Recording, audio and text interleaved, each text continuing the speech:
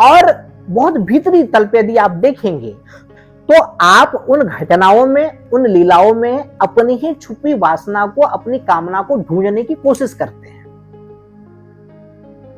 और इसलिए आपको वो अनुभव प्राप्त नहीं हो पाता जो आपका निजी अनुभव है, जो आपको होना चाहिए।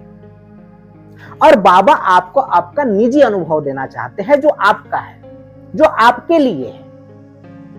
इसलिए शुरुआती दौर में आपको साई लीला पढ़ने से, सुनने से कुछ प्रेरणा जरूर मिलती है।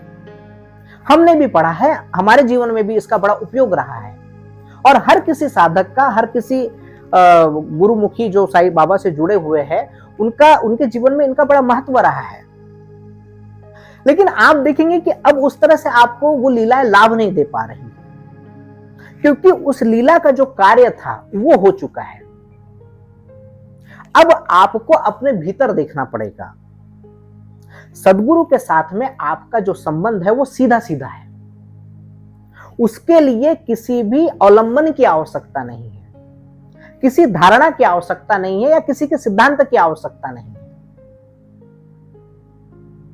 यदि आप दूसरे सिद्धांतों को देखते हैं, अनुभवों को देखते हैं, तो आप अपने ही भीतर छुपी जो कामना है, जो वासना है, उसको ढूंढने की कोशिश करते हैं कि उसके साथ में यदि ये हुआ है, घटा हुआ है, तो ये हमारे जीवन में भी घटेगा।